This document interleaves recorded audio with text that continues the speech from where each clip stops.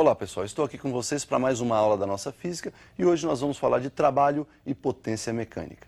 Uma força realiza trabalho quando ela transfere ou transforma energia. Já a potência ela mede a rapidez com que essa força realiza trabalho. Então nós vamos definir o trabalho observando este visual. Percebam que quando um corpo está sendo puxado por uma força F, e essa força F é constante, está inclinada de um ângulo θ com relação ao deslocamento, o trabalho é definido como sendo o produto da força pelo deslocamento e percebam que essa força que você utiliza no cálculo do trabalho é a projeção da força aplicada na direção do deslocamento. Por isso a multiplicação pelo cosseno do ângulo θ. Percebam que esse trabalho pode ser positivo quando o cosseno do ângulo θ for maior do que zero, ou seja, quando o cosseno de θ for positivo.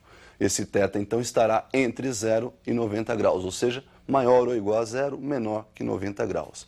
Já o trabalho será negativo quando o cosseno de θ for negativo, ou seja, quando o ângulo θ estiver entre 90 e 180 graus, ou θ maior que 90 graus, menor ou igual a 180 graus. Perceberam que temos a possibilidade de trabalho positivo e trabalho negativo. Agora, será que esse trabalho poderia ser nulo? Será que eu posso ter um trabalho nulo? Observem aí.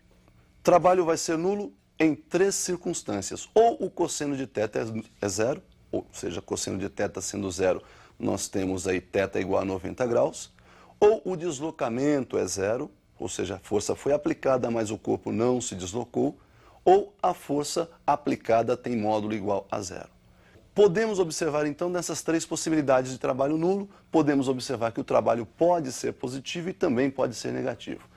Mas existe uma força tão importante aí que nós comentamos já lá nas leis de Newton, né, que foi aquela força-peso, a força com que a Terra atrai os corpos. E essa força-peso é uma força constante. Essa força-peso também realiza trabalho? Será que a força-peso consegue realizar trabalho? Bom, para isso a gente vai definir então como seria o trabalho da força-peso. Percebam que nós temos aí um corpo descendo uma rampa. Conforme ele vai descendo, nós temos uma altura diminuindo. Percebam aí que o trabalho dessa força-peso é dada pelo produto então do peso pelo deslocamento que esse corpo vai sofrer, pelo cosseno do ângulo θ, que seria então aí o fator que vai nos proporcionar a projeção do peso na direção do deslocamento, na direção e no sentido do deslocamento.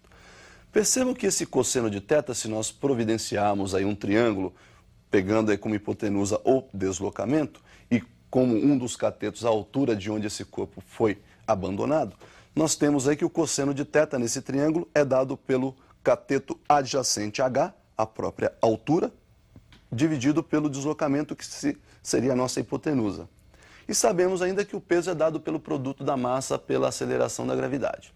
Percebendo que a partir dessas duas definições nós podemos fazer uma associação e juntá-las. Então dê uma olhada como é que fica a definição do trabalho do peso.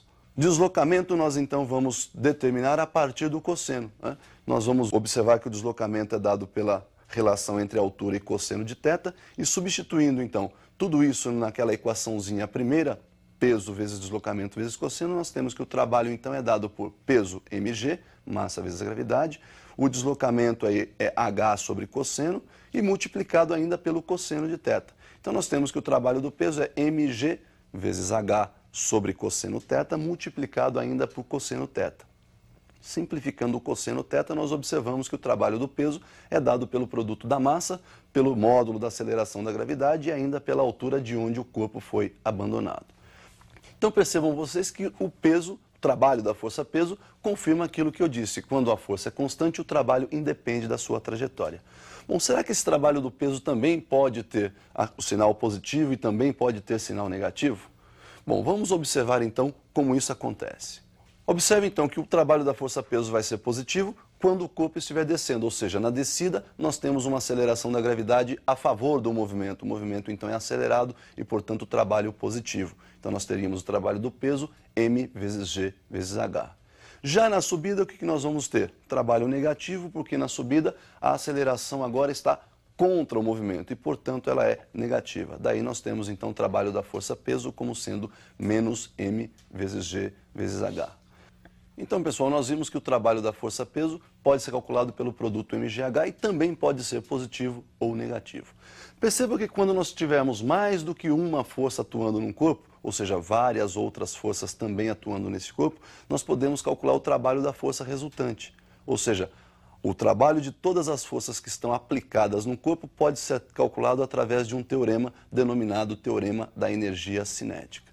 Vamos observar como é que seria então a demonstração do teorema da energia cinética. Então nós temos aí um corpo inicialmente com velocidade v0, sofrendo a ação de uma força F e vai se deslocar aí ao longo desse plano. Olha lá, a força tem a mesma direção e o mesmo sentido de deslocamento, né? Já está então na mesma direção, não preciso fazer a projeção. O trabalho dessa força é dada pelo produto da força pelo deslocamento. Percebam que a massa desse corpo multiplicado pela aceleração vai nos dar a força que está sendo aplicada a este corpo, a força resultante. Podemos ainda determinar uma relação de aceleração e deslocamento através da equação de Torricelli. Então, observando a equação de Torricelli, v² igual v0² mais 2 vezes a aceleração vezes o deslocamento. Se nós subtrairmos nos dois lados da igualdade o v0², não vai alterar a nossa equação. E percebam então que a minha equação ficará da seguinte forma: v² menos v0² igual v0² mais 2 vezes a aceleração vezes o deslocamento, menos v0². Do lado direito da igualdade, nós temos v0² positivo, v0² negativo. Então, nós vamos ter o seguinte resultado: v² menos v0² do lado esquerdo igual ao dobro da aceleração multiplicada pelo deslocamento. Se dividirmos membro a membro por 2, nós vamos ter então que v² menos v0² dividido por 2 é igual ao dobro da aceleração vezes o deslocamento dividido também por 2. Simplificando aí o segundo membro da equação, v² menos v0² sobre 2 igual a aceleração vezes d.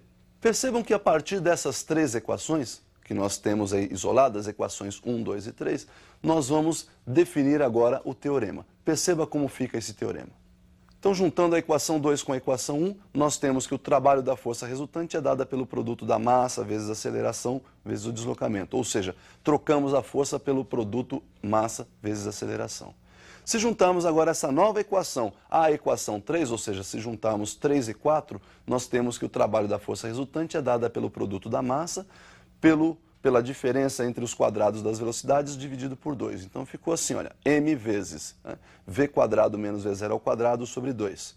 Posso desmembrar esse v² menos v0² sobre 2 em duas frações e daí nós temos a distributiva. A massa vai multiplicar todo mundo lá dentro do nosso parênteses. Então nós temos lá trabalho da força resultante dada pelo produto da massa pelo quadrado da velocidade dividido por 2. E vamos subtrair disso o produto da massa pelo quadrado da velocidade inicial dividido por 2. Este mv² sobre 2 nós chamamos de energia cinética de movimentação das partículas ou dos corpos. Daí então nós temos que o trabalho vai ser energia cinética final menos energia cinética inicial, ou seja, o trabalho da força resultante é a variação da energia cinética. Bom, percebam, pessoal, que nós temos aí algumas formas para calcular o trabalho. Uma outra opção seria o método gráfico. Pelo método gráfico também nós podemos calcular o trabalho e nós vamos observar então como é que fica esse método de cálculo. Percebam que o cálculo do trabalho pelo método gráfico é feito da seguinte forma. Quando nós tivermos um gráfico onde a força tangencial está representada no eixo vertical e o S, que é o espaço percorrido, está representado no eixo horizontal, percebam que da posição S1 até a posição S2 ocorreu um deslocamento. Estou considerando que a força tangencial, então, é constante. Daí nós temos que o deslocamento é a diferença entre a posição final e a posição inicial. Temos que a área desse gráfico é dada pelo produto da base, que representa o nosso deslocamento, pela altura que representa a nossa força. Daí, então, nós temos que área numericamente igual ao produto do deslocamento pela força, que nós vimos ser igual ao trabalho. Daí, área numericamente igual ao trabalho. Falando, então, tudo sobre o trabalho, nós podemos observar que existe aí uma relação entre energia e tempo, ou seja, a rapidez com que esse trabalho está sendo realizado, que é a chamada potência. Vamos observar, então, como ficaria a definição de potência. Potência média mede a rapidez com que uma força realiza trabalho. Então, como sabemos, trabalho é igual ao produto da força pelo deslocamento e pelo cosseno θ. Dividindo membro a membro por ΔT, que seria a nossa variação de tempo, nós temos que o trabalho sobre ΔT é igual F, força, vezes o deslocamento, vezes o cosseno θ, dividido também por ΔT. Lembrando que deslocamento sobre tempo nos proporciona o cálculo da velocidade média, temos que a potência é dada pelo produto da força, vezes velocidade média, vezes cosseno θ. Daí, então, a potência média, força, velocidade vezes cosseno. Se, porventura, nós estivermos tentando calcular a potência para um instante qualquer, ou seja, a potência instantânea, em vez de velocidade média, usamos a velocidade instantânea. Daí, potência igual a força vezes a velocidade vezes o cosseno de θ. Também na potência, na definição de potência, a gente pode calcular o trabalho através de um gráfico, potência em função do tempo. Observe como fica esse cálculo. Percebam então que na vertical nós temos aí o eixo que representa a potência e na horizontal o eixo dos tempos. Para um intervalo que vai de T1 a T2, calculando a área desse gráfico, nós temos que a área será numericamente igual ao produto ΔT vezes a potência. Substituindo a potência por trabalho sobre ΔT, nós temos que a área é numericamente igual a ΔT vezes trabalho sobre ΔT. Simplificando esse ΔT, chegamos que a área é numericamente igual ao trabalho. Bom, pessoal, para finalizar nossa aula de hoje, vamos falar somente das unidades. Eu fiz para você aí um quadro onde aparecem as grandezas e as unidades. Observe então esse quadro aí. Olha lá, Sistema Internacional, força dada em Newton, deslocamento é dado em metros e o trabalho em joules. O tempo é dado em segundos e a potência então será joule por segundo, que nós vamos chamar de watt. Então esse é o quadro de unidades do Sistema Internacional para todas as grandezas que nós vimos aí hoje. Bom, pessoal, então o que nós tínhamos para falar de trabalho e potência era isso aí. Definimos o trabalho, definimos a potência e já podemos aplicar isso nos nossos exercícios. Então por hoje é só e até a nossa próxima aula.